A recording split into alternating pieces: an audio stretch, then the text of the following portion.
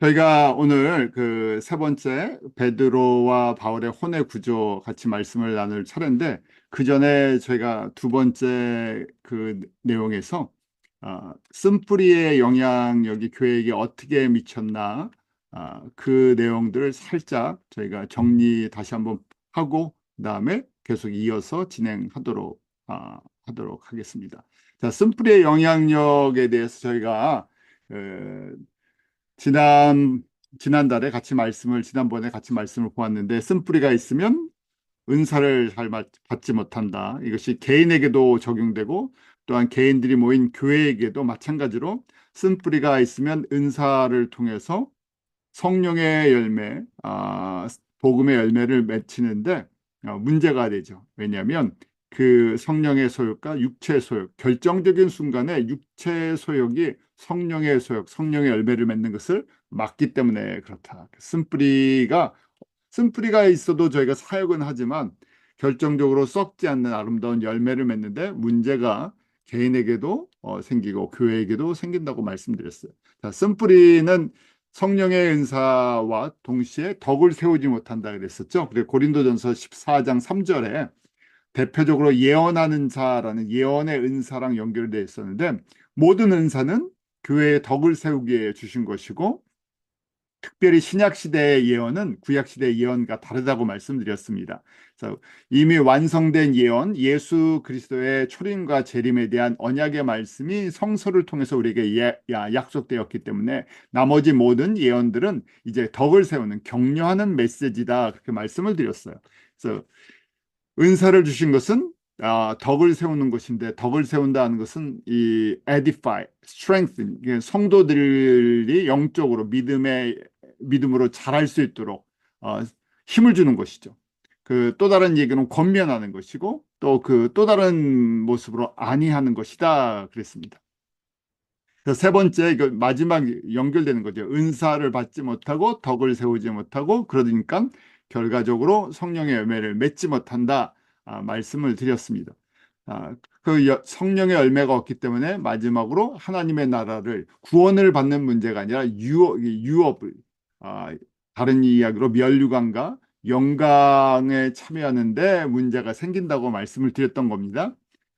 그런 의미에서 보면 이것은 구원의 문제가 아니라 아, 저희가 하나님과 얼마나 더 가깝게 교제하느냐, 창조 목적, 하나님께 얼만큼 가깝게 영광을 드리나, 또 우리 계시록의 내용으로 보면 신부의 자리에 들어서느냐, 신부의 자리에 서지 못하느냐 하는 그런 내용들의 성숙한 믿음을 요구하는 것들이었죠. 그래서 저희 교회를 통해서 그것을 보았어요. 갈라디아 교회, 또 고린도 교회, 에베소 교회, 각 교회마다 똑같은 권면의 메시지죠. 이런 복음의 내용을 알고 있고 우리가 이 믿음의 이런 과정들을 통해서 성령의 열매를 맺고 복음의 열매를 땅끝까지 복음을 증거해야 할 사명을 받은 교회인데 왜 그것을 순종하지 못할까? 결국 성결의 문제, 쓴뿌리의 문제가 교회들마다 성도들마다 있기 때문에 결과적으로 옛사람을 벗어버리고 새 사람을 입어라 하는 그런 내용을 저희들이 계속 똑같은 메시지를 각 교회들에게 주셨다 그랬었죠. 자, 그것은 보혜사 성령님의 사역과 연결이 돼 있어. 왜냐하면 우리에게 쓴뿌리를 정리할 수 있는 그 길이 무엇입니까? 그것은 우리 인간의 지식이나 경험, 능력, 뭐 열심, 결단으로 되는 것이 아니라 보혜사 성령님의 깨닫게 하심과 도우심 없이는 불가능한 거예요. 마치 우리의 육신의 질병이 심해지면 수술을 받게 되잖아요. 마지막 수단으로 수술을 받게 되는데 수술을 받아서 어떤 병의 근원적인 문제를 제거하는 것처럼 우리 안에 있는 쓴뿌리는 우리 바로 내 과거의 내 자신이었고 내 성품이었고 나와 함께 붙어 있는 거기 때문에 내 스스로는 그것이 죽어도 정리가 되지 않는 것이죠. 그래서 보혜사 성령님을 우리에게 허락해 주셔서 우리의 이런 쓴뿌리 더러운 혼의 부분들을 정리할 수 있도록 도와주시는 그런 역할을 해주셨어요. 예수님께서 약속하셨죠. 요한복음 14장 16절에 보면 또 다른 보혜사를 너희에게 주사 영원토록 너희 함께 있게 하시겠다 약속하셨어요. 그래서 또 다른 보혜사가 있는데 또 다른 another라고 돼 있죠. 그 알로스라고 헬라어로 알로스인데 우리에게 보혜사가 계시는데 또 다른 보혜사를 하나 주셔서 그것을 감당하게 해주시겠다. 예수님도 우리를 위해서 대변하시는 분이신데 바로 지금 성령님의 두 가지 기능이 있죠. 하나는 푸누마 성령님, 우리에게 구원을 주시는 성령님, 영어로는 indwelling spirit, 우리 하트에, 우리 카디아에 거하셔서 우리 구원을 이루어 주시는 성령님. 그 성령님은 떠나지 아니하시고 우리가 예수님을 주로 고백할 때 성령님이 우리 안에 거하셔서 우리에게 예수를 주로 고백하게 하시고 우리를 다스리시는 분. 그래서 indwelling, 우리 안에 내재하시는, 내주하시는 성령님 할 때 푸누마 성령님, 구원을 이루시는 성령님 이렇게 부르죠. 또 다른 성령님의 기능이 파라클레토스, 우리 두 가지 합성을 하고 그랬죠. 파라는 옆에 계신, 그래서 beside. 클레토스는 to be called, 초청을 받을 때, 부름을 받는 분, 옆에 계셔서 우리가 초청할 때, 우리가 요청을 할 때, 우리를 위해서 대변해 주시는 분, 변호사, 돕는 분, 이런 표현이에요. 그래서 항상 옆에 우리가 인격적으로 이 푸누마 성령님 말고 파라클레토스 성령님에게 우리의 연약한 부분들을 고백하고 우리에게 그 지혜와 능력으로 임해 주시기를 요청을 해야 돼요. 우리가 법정에서 있을 때 변호사가 필요하잖아요. 우리를 위해서 대신 모든 것들을 대변해 주시는 분. 그래서 우리 편에 서서 우리의 모든 것들을 대언해 주시는 분이 바로 파라클레토스다. 또 다른 얘기, 진리의 영이다. 요한복음 14장 17절에 그는 진리의 영이다. 또 다른 보혜사, 이 파라클레토스가 진리의 영인데 세상은 능히 그를 받지 못하나니 이는 그를 보지도 못하고 알지도 못합니다. 그러나 너희는, 그래서 너희라고 하는 것은 예수 그리스도 안에서 거듭난 하나님의 백성들은 보혜사 성령님을 아나니 이는 너희 함께 거하시고 너희 속에 계시겠다. 그래서 우리가 초청을 할 때마다 우리의 함께 거하시고 우리를 위해서 일하시는 분이시라는 거죠. 사도행전 1장 8절에서도 예수님께서 예루살렘을 떠나지 말고 약속한 그 성령으로 세례를 받게 하셨죠. 그래서 몇 날이 못 돼서 성령으로 세례를 받을 것이다 했는데 그것이 부활하신 후 40일이 지나서 또 열흘이 지난 다음이었죠. 그래서 저희가 오순절날, 구약의 유대인의 절기였던 오순절날 성령님이, 보혜사 성령님이 임하시죠. 그래서 본격적으로 이방인 추수가 시작이 됩니다. 그래서 교회는 이방인 추수를 위해서 하나님께서 부르신 하나님의 백성들이죠. 그래서 사명이 분명하고 성령님이 오신 이유가 분명하죠. 그래서 사도행전 1장 8절 말씀처럼 성령님이 예수를 증거하시는 것이죠. 저희를 통해서 그 성령의 도우심 없이는 저희가 지상 사명, 지상 명령을 감당할 수가 없는 거예요. 인간적인 지식과 경험 뭐 이런 것으로 예수가 누구신지를 증거할 수 있지만 그것은 인간적인 방법이고 사람을 변화시키고 구원하는 하나님의 능력은 성령의 증거하심으로 성령님께서, 보혜사 성령님께서 예수가 누구신지를 증거하는 영이시기 때문에 그 성령님께서 역사하실 때 사람들이 변화되고 회개하고 예수님께 돌아오는 그 능력이 임하는 것이죠. 자, 약속하신 것이라고 했던 것, 우리 보혜사 성령님, 요한복음 14장 16절에 약속하셨죠. 내가 너희에게 또 다른 보혜사를 보내주시겠다 했던 것, 그 성령님이 임하실 때 우리가 성령 세례를 받는다. 이건 성령 세례는 이례적인 사건이에요.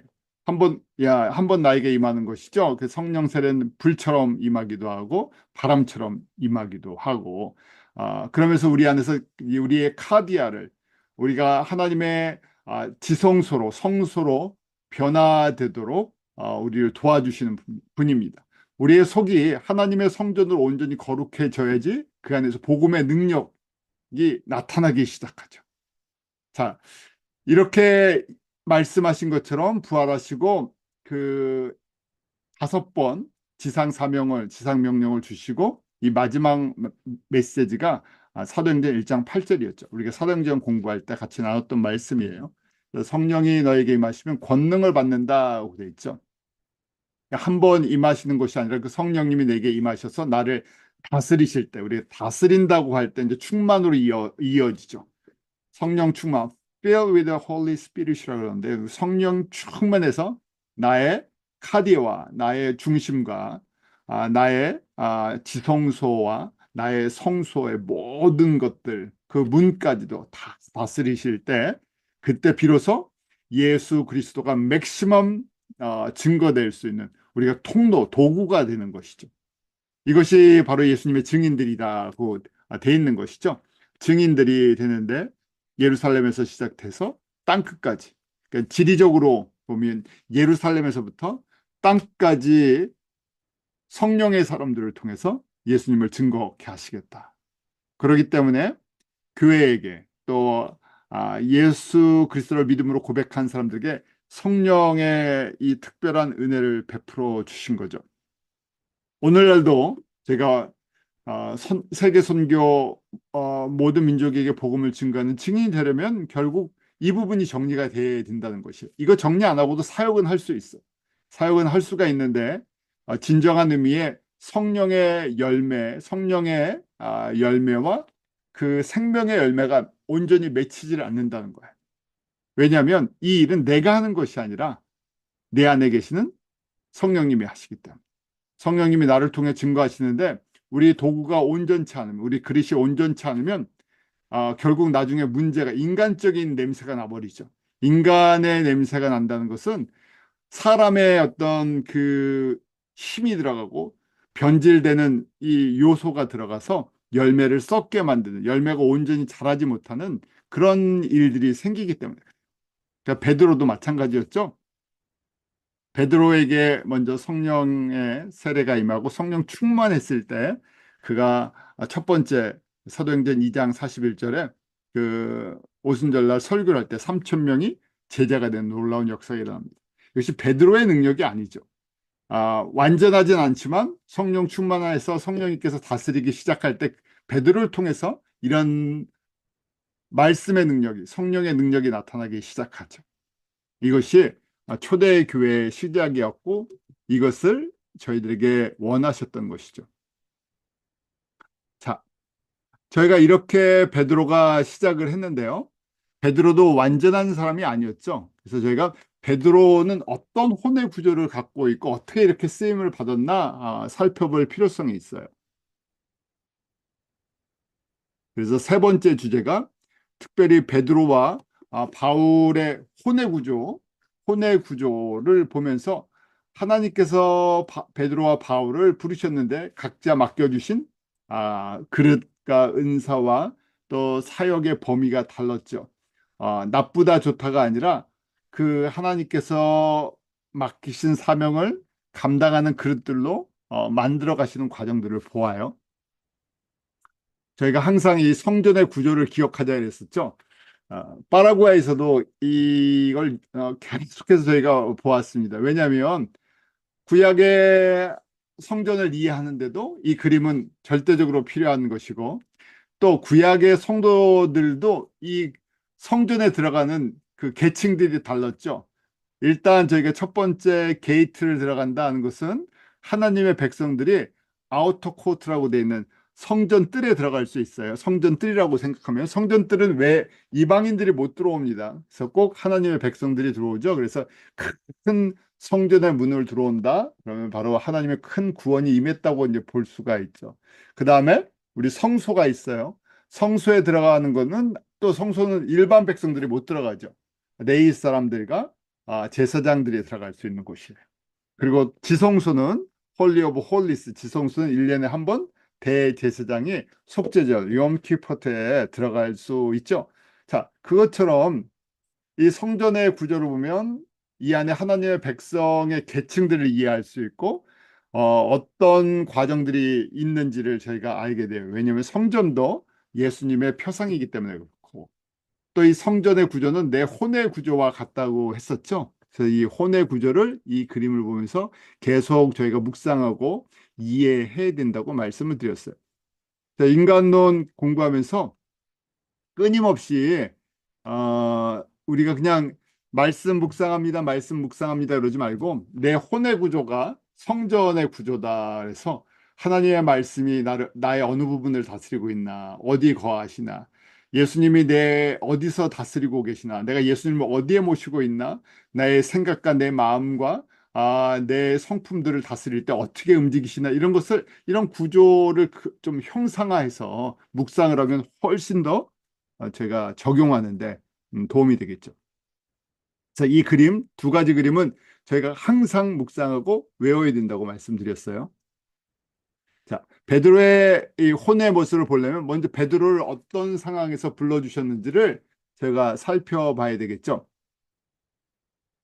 아, 베드로를 부르실 때 베드로를 부르기 전 먼저 안드레를 불러주십니다. 안드레, 베드로의 형제였던 안드레죠. 요한복음 1장 40절에 보면 요한의 말을 듣고 예수를 따르는 두 사람 중에 하나가 시몬 베드로의 형제 안드레다. 안드레를 먼저 불러주셨어요. 그리고 안드레가 예수님을 만나고 그 형제 시몬이라고 돼 있죠. 원래 베드로의 이름이 시몬인데 우리가 메시아를 만났다 하고 가서 베드로에게 증거합니다. 그리고 베드로를 예수님께 들어가 소개하죠.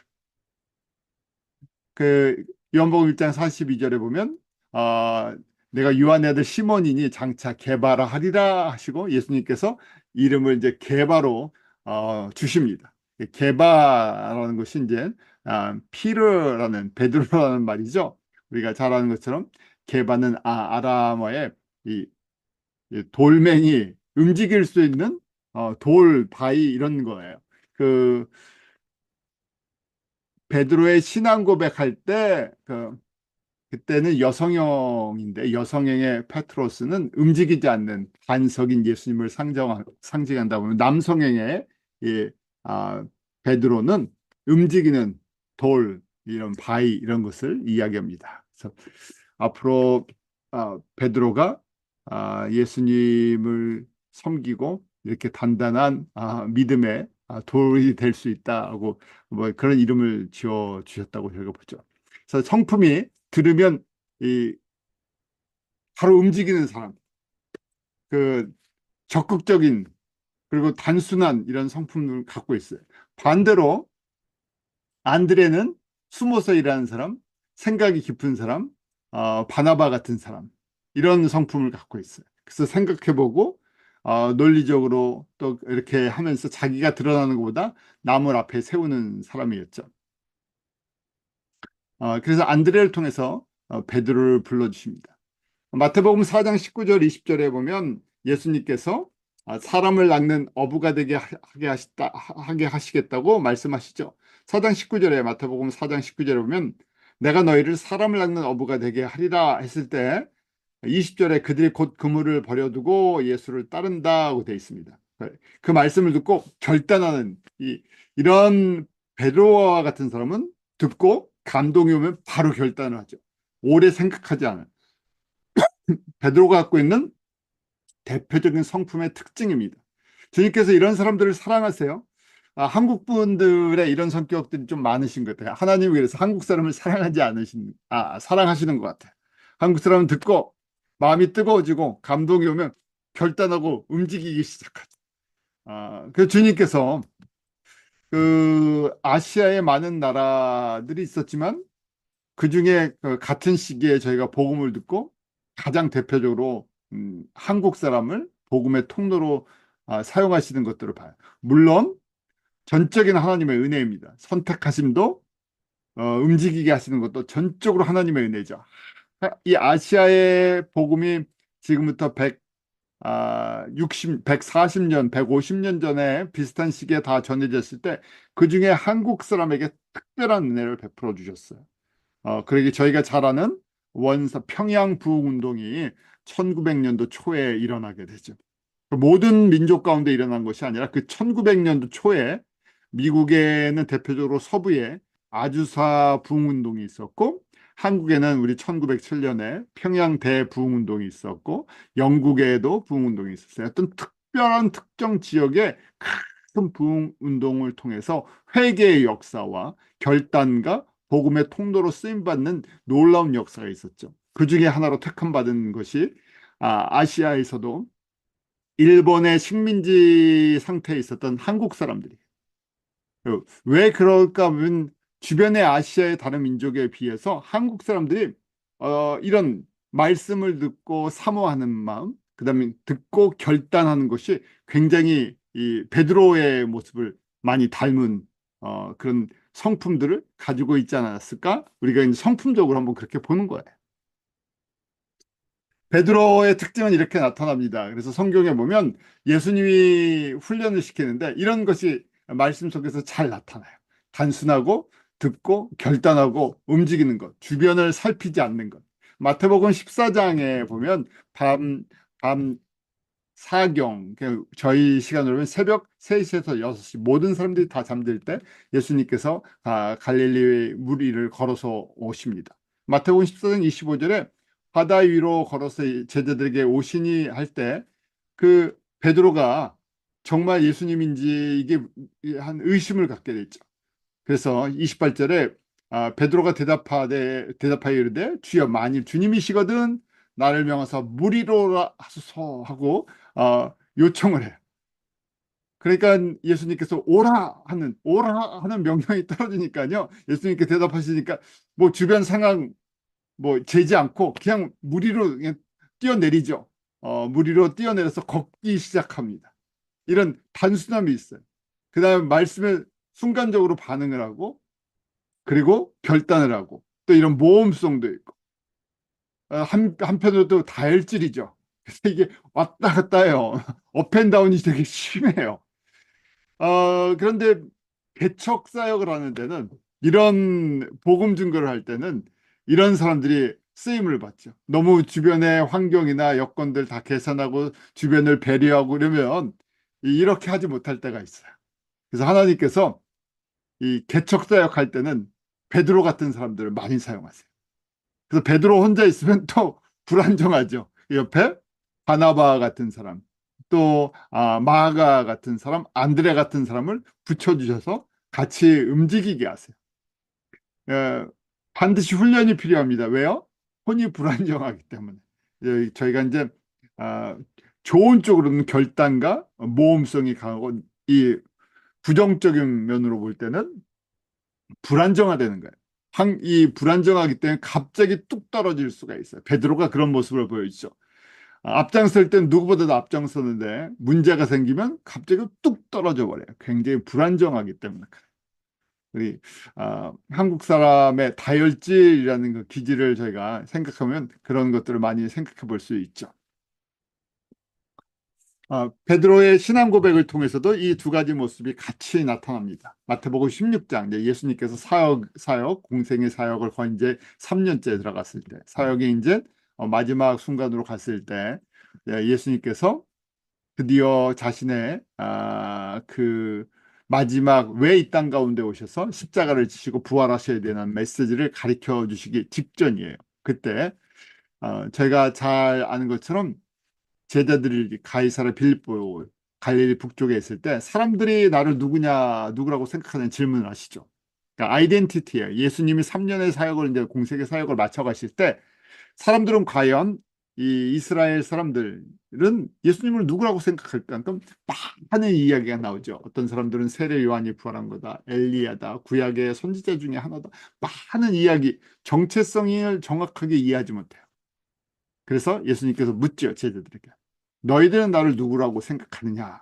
3년 동안 나를 따라다니면서 배우고 본 모든 것들을 통해서 누구라고 고백하느냐 했을 때 베드로가 대표로 탁 나서서 고백합니다. 예. 마태복음 16장 16절 그 유명한 고백이죠. 주는 그리스도시요 살아계신 하나님의 아들이십니다. 그리고 이 고백을 해요. 이 정답이죠. 이것을 깨닫게 해주시는 거예요. 그런데 예수님께서 뭐라고 말씀하시냐면 바요나 시몬아 내가 복이 있도다. 이를 내게 알게 한 이는 혈육이 아니요 하늘에 계신 내 아버지시니라. 베드로가 똑똑해서 그중에 베드로가 정말 이 상황을 잘 이해해서 지식이 뛰어나서 경험이 많아서 인간적으로 아는 것이 아니라는 것이죠. 그래서 첫 번째 복이 있다 그랬죠. Blessed are you라고 되어 있는데 이것은 하나님의 특별한 은혜를 받았다는 거예요. 어떤 은혜를 받았나? 성령을 통해서 깨닫게 하시는 지혜를 받았다는 거예요. 눈을 열어주셨다는 거예요. 귀를 열어주셨다는 거예요. 저희도 마찬가지죠. 같이 말씀을 나누고 성경 공부를 해요. 성경 공부를 통해서 예수님의 정체성을 깨달아 나갑니다. 사람의 차이가 있어요. 빨리 깨닫는 사람이 있고 천천히 깨닫는 사람이 있고, 어떤 사람은 예수님 믿긴 믿는데 이런 말씀을 듣는 걸 되게 힘들어 하시는 분들이 있어요. 왜냐하면 복을 주시는 은혜의 분량이 다르기 때문에 그렇습니다. 누가 뛰어나고 누가 덜 뛰어난 것의 차이가 아니에요. 왜냐하면 하나님께서 택하신 그 그릇대로 주시는 복이 다르기 때문에, 은혜의 분량이 다르기 때문에 그래요. 저희가 로마서를 통해서 같이 공부하지 않았어요? 그래서 사람들을, 믿음의 성도들을 평가하면 안 됩니다. 어떤 사람들은 평생 첫 번째 믿음의 수준에서 거기서 그냥 업앤다운 하면서 평생 가실 수 있어요. 어떤 사람은 두 번째 단계로 갈 수도 있고, 어떤 사람은 오랜 시간 첫 번째, 두 번째 단계를 거쳐서 늦게 세 번째 믿음의 그런 모습으로 성장할 수도 있어요. 저희가 몰라요. 그런데 저희가 지금 현재 인간적인 수준으로 평가하고 판단하고 정죄하면 안 된다는 거예요. 왜요? 우리가 주는 복이 아니고 우리가 준 은혜가 아니기 때문에. 저희도 복을 받은 거고 저희도 은혜를 받은 거예요. 그래서 지금 베드로에게 가르쳐 주시죠. 베드로를 통해서 우리에게 가르쳐 주시는 겁니다. 베드로가 지금 주는 그리스도이시여 살아계신 하나님의 아들이십니다. 예수님께서 원하시는 대답을 12명의 제자를 대표해서 제일 먼저 대답을 했어요. 정확하게. 그런데 예수님께서 정확하게 다시 이것이 어디서부터 왔는지 가르쳐 주시죠. 하늘에 계신 내 아버지가 가르쳐 주신 거지. 혈육이라는 것은 인간적인, 세상적인 방법이나 지식이 아니라는 얘기예요. 그래서 자랑할 것이 없습니다.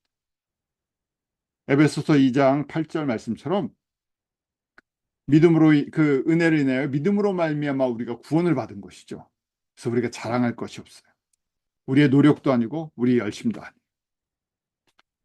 베드로도 예수님께서 이런 과정을 가르쳐 주셨고, 저에게 베드로를 통해서 또 이렇게 하나님의 구원의 은혜와 증인의 사명을 주시는 것을 가르쳐 주시죠. 그럼 주의할 것이 무엇인가? 내가 한 게 아니라는 것이죠. 이때 베드로의 마음을 열어주셨죠. 또 베드로의 급한 마음, 단순함을 사용하셨어요. 그래서 이름을 게바 페트로스라는 이름으로 바꿔주셨는데, 그것이 돌, 바위, 남성형인데 움직일 수 있는 거예요. 예수님을 닮은 그런 믿음의 단단한 사람이 될 것을 나중에, 지금은 아니에요. 나중에는 움직이지 않는 정말 믿음의 이 반석이 되는 그런 사람이 될 수도 있어. 그리고 지금 이때 말씀하신, 그래서 이 고백 위에, 이 반석 위에 교회를 세우시겠다 하는 그 말씀을 하시죠. 그때 그 반석은 여성형이에요. 페트라라는 건데, 그건 움직이지 않는, 바로 예수님을 향한 이 고백. 주는 그리스도시요 살아계신 하나님의 아들이십니다. 이 고백 위에 교회가 세워질 것을 말씀해 주신 거죠. 자, 비로소 이때부터, 이 고백을 했을 때부터 십자가의 죽으심과 3일 만에 부활하실 것을 가르쳐 주시기 시작하세요. 창세기 3장 15절에 언약이 이제 곧 이루어질 것을, 때가 됐으니까 열어주신 거예요. 왜요? 시간이 됐기 때문에. 어떤 시간? 하나님의 구원의 시간. 하나님께서 인간의 역사라는 시간 속에서 주님의 뜻이 이루어지는 시간. 우리 두 가지 크로노스, 카이로스 시간이 있다 그러죠. 크로노스는 인간의 시간이에요. 인간의 시간에 카이로스, 하나님의 때가 맞아졌기 때문에 이때부터 이 시간이 맞으니까 예수님께서 내가 곧 십자가에 죽어야 되고 그리고 3일 만에 부활해서 부활의 첫 열매가 되어줄 걸 가르쳐 주세요. 열어주셨다는 거예요. 이전까지는 열어주시지 않았기 때문에 듣지도 못하고 들어도 깨닫는 사람이 없었죠. 베드로도 마찬가지로 이 말씀을 들었을 때 16장 22절, 23절에 이렇게 이 이야기를 듣고 아직 영적으로 깨닫지 못하니까 뭐라고 이 이야기를 합니까? 16장 22절에 베드로가 예수를 붙들고 항변하여 이르되 주여 그리 마옵소서 이 일이 결코 주께 미치지 아니하리이다. 예수께서 돌이키시며 베드로에게 이르시되 사단아 내 뒤로 물러가라. 너는 나를 넘어지게 하는 자로다. 내가 하나님의 일을 생각하지 아니고 도리어 사람의 일을 생각함도다 하고 말씀을 하세요. 무슨 이야기죠? 베드로가 이 순간에 성령의 지혜가 있지 않았다는 거예요. 인간적으로 들었다는 거예요. 예수님이 죽으신다 그러니까 인간적으로 판단하고 생각해서 그거 하면 어떻게 돼요? 베드로가 순간에 성령의 고백을 하다가 인간적으로 확 돌변해 버립니다. 예수님께서 로마의 정권을 무너뜨리고 왕이 되셔서 이스라엘이란 나라를 세울 건데 그때 내가 비로소 영광의 자리에 설 건데 그 모든 것이 이루어지지 않는다면 죽는다는 것은 그 모든 것이 깨어진다는 것이죠. 그러니까 막으려고 했죠. 그때 예수님께서 사단아 내 뒤로 물러가라 하고 하나님의 일을 막는다고 이야기를 하신 거예요. 왜 그렇습니까? 예수님은 반드시 십자가에 죽으시고 3일 만에 부활하셔서 능력으로 하나님의 아들인 것을 증거하시고 이제 부활의 첫 열매가 되어 주셔서 본격적으로 제자들을 통해서 예수 그리스도의 복음의 말씀이 모든 민족 가운데 증거되어야 돼요. 근데 이 그림을 아직은 보지 못하는 거죠.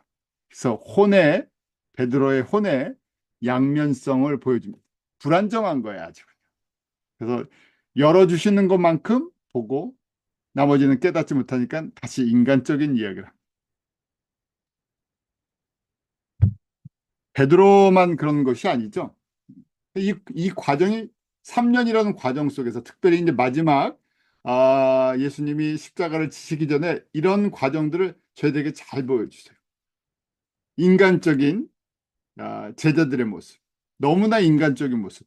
그것이 저에겐 거꾸로 은혜가 됩니다. 왜요? 저의 인간적인 모습들을 알기 때문에. 그래서 사람은 한순간에 성결해지지 않는다. 성화의 과정은 평생 예수님 따라가면서 가는 과정이에요.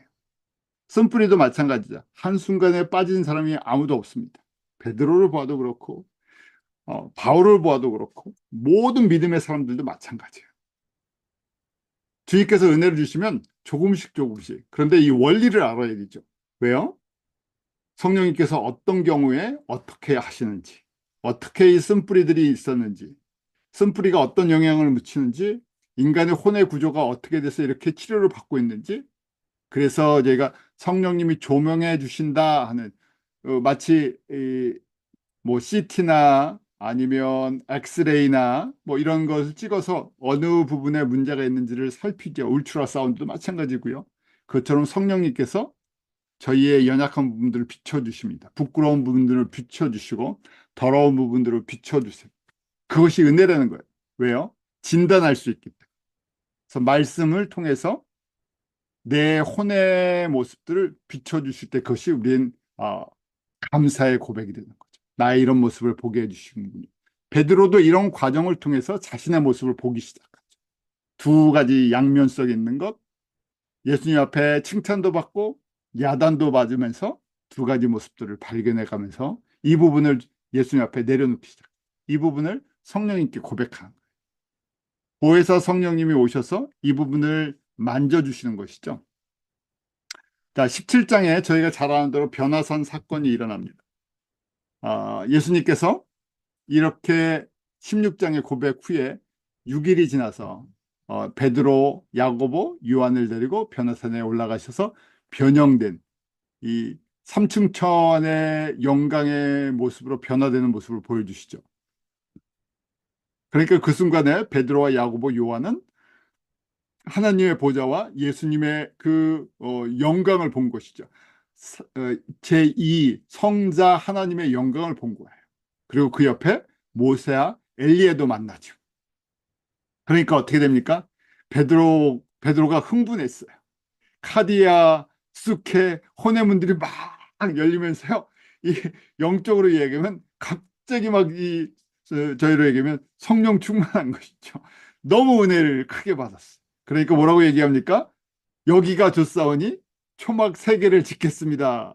그러니까 초막 3개를 왜 짓습니까? 하나는 예수님, 하나는 모세, 하나는 엘리야를 짓고 내가 영원히 여기 그냥 그대로 살고 싶습니다. 하나님의 영광을 보고 그렇게 고백을 했어요. 자기를 위해서 짓겠다고는 하지 않았어요. 그래도 이 순간에 겸손해졌죠. 자, 그러고 나서 예수님께서 부탁을 하세요. 17장 9절에 산 아래로 내려올 때 세 명의 제자들만 가고 아홉 명은 남아 있잖아요. 그러니까 죽은 자 가운데서 살아날 때까지는 이것을 아무에게도 이르지 말라고 부탁을 하세요. 예수님이 모르셨겠어요? 인간의 속성을, 이 제자 세 명의 속성을, 특히 베드로를 집중적으로 훈련시키는데 알고 계셨겠죠. 그러니까 하지 말아라. 왜냐면 이 안에서 갈등이 일어날 걸 아직 혼의 상태들이 온전치 않으니까 갈등이 일어날 걸 알고 계셨죠. 그래서 말하지 말아라 그랬는데 베드로 어떻습니까? 이, 이 다혈질이라고 그랬죠. 한편 순진하고요. 다른 얘기는 다른 사람에 대한 배려나 이런 것이 약해요.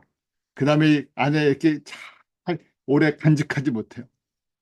그래서 18장에 보면 바로 이 문제가 일어납니다. 그때 제자들이 예수께 나와 그러는데 천국에서 누가 크니까 아무한테 얘기하지 말아라 하고 내려왔는데 바로 사건이 일어난 거예요. 18장에 천국에서 누가 큽니까? 왜 이 사건이 일어났을까요?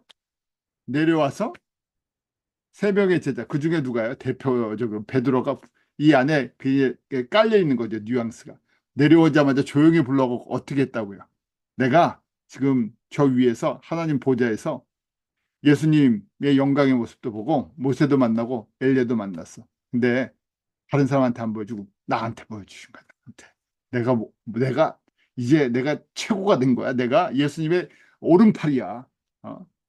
그러니까 이제 이 안에서 무슨 얘기예요? 다툼이 일어났다는 거예요. 누가 큰가? 누가 첫째 자리에 올라갔나? 바람을 일으킨 게 누굽니까? 베드로라는 거예요. 그때 예수님께서 이걸 다 아시죠? 이 과정을 보여주시기 위해서 어떻게 보면 이런 교육 훈련 프로그램을 저희들에게 보여주시는 거죠. 사람의 연약함, 혼의 불안정함, 그 다음에 순수하지만 다혈질이지만 열정이 있지만 그것이 세상적으로 겸손의 훈련을 받지 않으면 항상 높아지고 싶은 인정받고 싶어 하는 그런 것이 깔려 있다는 것. 18장 4절에 예수님께서 천국에서는 어린아이와 같이 자기를 낮춘 사람이 큰 자다 가르쳐 주세요. 세상의 기준과 다르다는 게 큰 자가 있는데 그것은 세상의 가치 기준과 다르다는 거예요. 그래서 작은 어린아이라는 가장 겸손한 자, 연약함을 고백하고 예수님을 의존하는 자들, 그 사람들이 높은 자들이다 하고 가르쳐 주세요. 그러면서 경고하시기를 베드로에게 이제 주시는 말씀이고 베드로와 같은 성품의 사람들이 많이 쓰임을 받을 건데 그런 성도들에게 경고 주시는 거죠. 그래서 그 대표적인 거 거침돌 역할을 하지 말아라 하면서 18장 6절에 소자 중에 믿음이 작은 자 중에 하나라도 넘어뜨리면 연자 맷돌을 메고 바다에 빠지는 게 낫다. 그리고 또 계속 이어지는 18장 12절에 잃어버린 양에 대한 말씀을 하시면서 99마리 구원받은 것보다 한 마리 연약한 잃어버린 것에 대한 배려들을 리더는 영적인 리더는 갖고 있어야 된다. 잃어버린 양에 대한 그런 영적 민감함 그런 것이 영적 이 센스가 이런 것들을 갖춰야 된다 하는 것을 가르쳐 주세요. 그리고 계속 이어지는 말씀입니다. 계속 이어지는 말씀이 자, 누가 큰 자입니까? 자기를 드러내는 사람이 아니라 자기를 낮추는데 어떻게 낮추느냐 하면서 예수님께서 연약한 자들을 항상 인내해주고 기다려주고 그 잃어버린 지금은 믿음이 작지만 그 사람들이 성장할 걸 바라보면서 오래 참아주는 사람 그리고 나서 형제 교회 안에서 죄를 범하는 형제에 대해서 어떻게 처리해야 되나 하는 기준을 가르쳐 주시죠. 개인의 범죄인데 그건 개인적으로 권면을 해요. 듣지 않으면 두세 사람의 증인을 통해서 또다시 권면을 해요. 듣지 않으면 교회 공동체를 통해서 권면을 해요. 왜요? 회복시키시고 회개하고 온전케 하는 것이 하나님의 뜻이기 때문에 그래요. 그런데도 교회 차원에서도 권면을 하고 돌아오기를 원하는데 그렇지 듣지 않으면 18장 17절에 이방인과 세리와 같이 여기라고 돼 있어요.